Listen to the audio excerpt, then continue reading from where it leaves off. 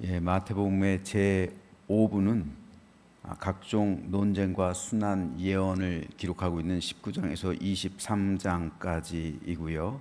그리고 이어서 감람산 강화 부분인 24장, 25장 합해서 5부로 구성하고 있는데, 오늘 우리가 읽은 마태복음 20장은 5부 가운데 두 번째 장입니다. 크게 세 문단으로 나눌 수가 있습니다. 16절까지는 각각 다른 시간에 고용된 포도원 품꾼들의 비유에 대해서 기록하고요. 28절까지는 예수님의 제3차 순환 예고 및 겸손과 섬김에 관한 교훈을, 그리고 29절에서 34절은 여리고의 두 소경 치유 사건에 대해서 기록하고 있습니다. 오늘 이 가운데서 16절 말씀에 대해서 살펴보도록 하겠습니다. 이와 같이 나중된 자로서 먼저 되고 먼저 된 자로서 나중되리라. 이 말씀은 바로 앞장에 있는 마태복음 19장 30절에도 똑같은 말이 기록되어 있어요. 나중된 자로서 먼저 되고 먼저 된 자로서 나중될 것이다. 19장 30절에도 기록되어 있고, 그리고 오늘 우리가 읽은 20장 16절에도 기록되어 있어요. 그런데 마태복음 19장에서의 이 먼저와 나중의 의미, 그리고 오늘 16절에서의 먼저와 나중의 의미는 달라요.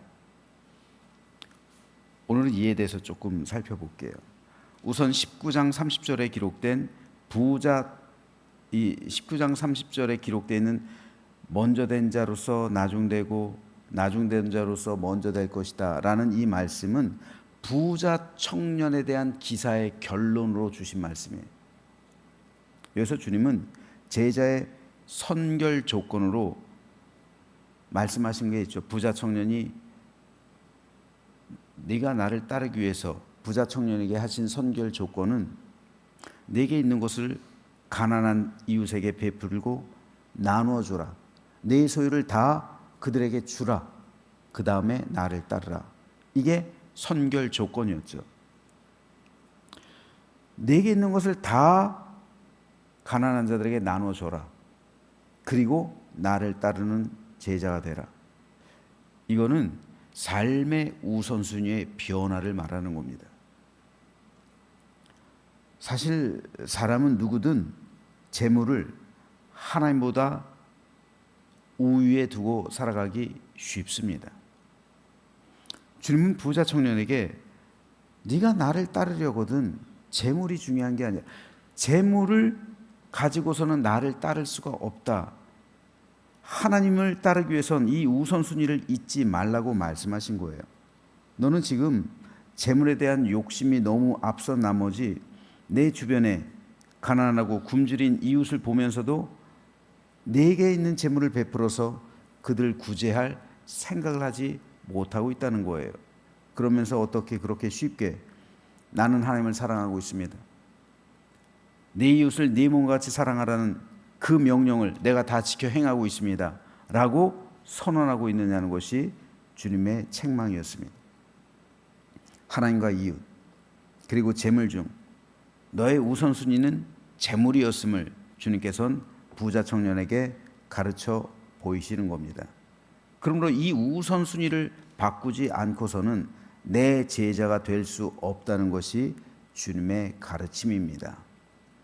그러므로 주님께서 제자됨의 조건으로 말씀하신 것은 우선순위의 변화였습니다. 이 우선순위가 변화되지 않고는 진정으로 하나님의 자녀가 될 수 없고, 그리고 주님의 제자가 될 수 없음을 말씀하셨던 겁니다.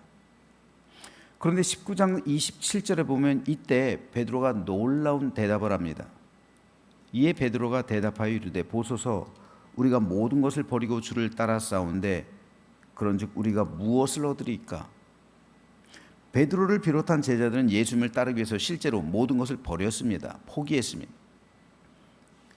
이에 대해 주님은 제자들에게 이렇게 말씀하시죠. 예수께서 이르시되 내가 진실로 너에게 이르노니 세상이 새롭게 되어 인자가 자기 영광의 보좌에 앉을 때 나를 따르는 너희도 12 보좌에 앉아 이스라엘 12지파를 심판하리라. 또 내 이름을 위하여 집이나 형제나 자매나 부모나 자식이나 전토를 벌인 자마다 여러 배를 받고 또 영생을 상속하리라.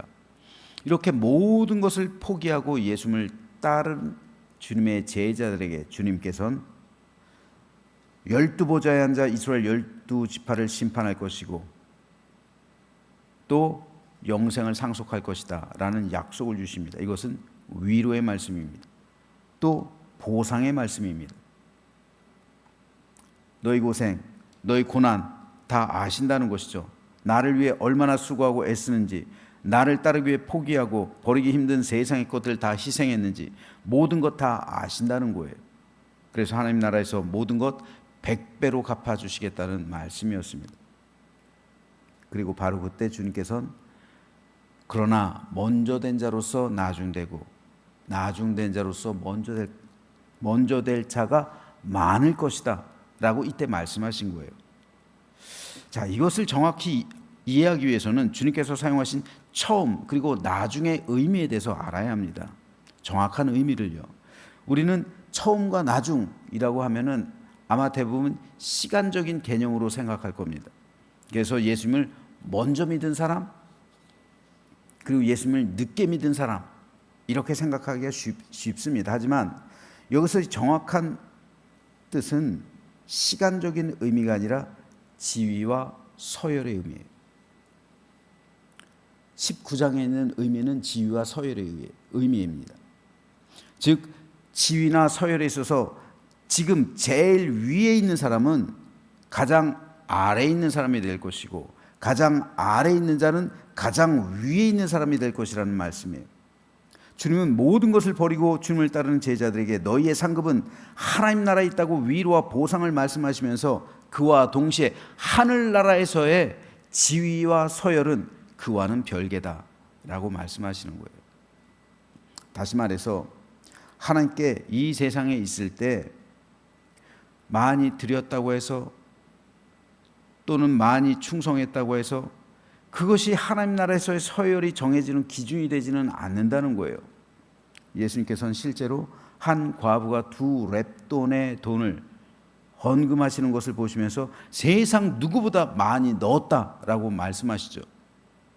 세상 사람들에게 있어서 이 과부의 지위와 서열은 낮았어요. 하지만 하나님 나라에서는 그렇지 않다는 거예요. 오히려 그 과부가 너희보다 더 앞선 지위, 즉 더 높은 자리에 앉을 수 있다라는 것이 주님의 말씀입니다. 우리는 얼마나 많이를 생각해요.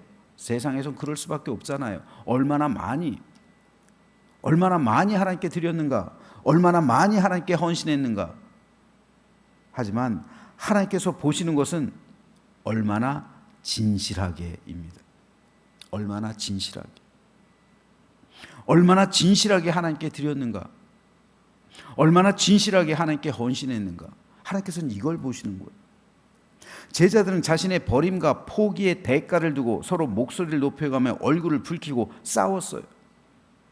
서로 첫째가 되기 위해, 서로 높은 자리를 차지하기 위해 싸운 거예요. 그러나 주님은 그런 마음을 품는 것을 책망하십니다. 그 마음이 지위와 서열에 대한 탐심으로 채워져 있으면 하나님 나라에서는 그 지위와 서열이 가장 낮을 수밖에 없음을 주님께서는 말씀하시는 거예요. 그런 마음으로 하나님 섬기지 말아라. 그런 마음으로 하나님을 섬기면 하나님 나라에서는 가장 낮아질 것이다. 하지만 겸손하게 자기를 통해 자복하며 낮아진 마음으로 하나님을 온전히 섬기면 하나님 나라에서는 그의 지위가 높아질 것이다. 이것은 하나님께서만 하신다는 것이죠. 이에 대해서 19장 30절에서 말씀하신 거고요. 두 번째로 오늘 본문에 기록된 16절에서 이와 같이 나중된 자로서 먼저 되고 먼저 된 자로서 나중되리라 라는 말씀은 시간적인 개념입니다.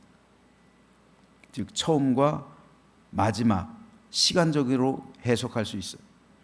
그래서 이 말씀은 맨 마지막에 온 사람이 맨 처음이 될 수도 있고 맨 처음에 온 사람이 맨 마지막이 될 수도 있다라는 말씀이에요. 정리하자면 앞선 19장에서의 먼저와 나중의 서열과 지위에 대한 문제였다면 오늘 우리가 읽은 20장에서의 먼저와 나중은 시간적인 개념입니다.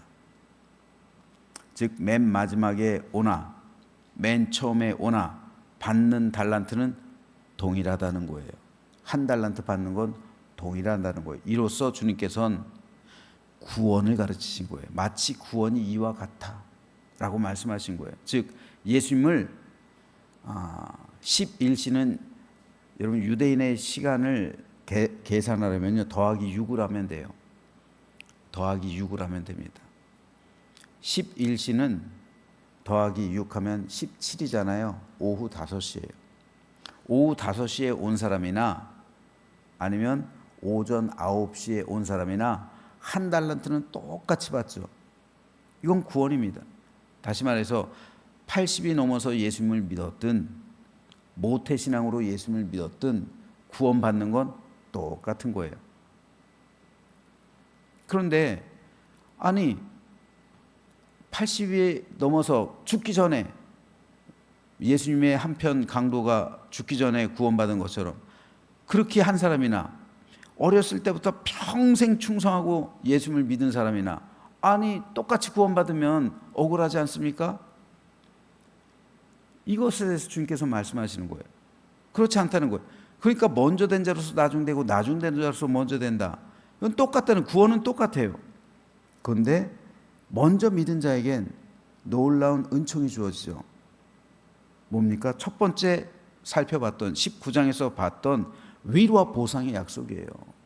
한 평생 주님을 위해서 충성하고 또 이렇게 새벽기도 나오고 중보기도 하고 나시내 기도하고 예배를 드리고 하나님께 11조를 드리고 또 헌금을 드리고 교회에서 섬기고 봉사하고 충성하고 이런 사람과 죽기 직전에 예수님을 믿은 사람, 구원받는 건 똑같지만 하늘에서의 보상은 다른 거예요.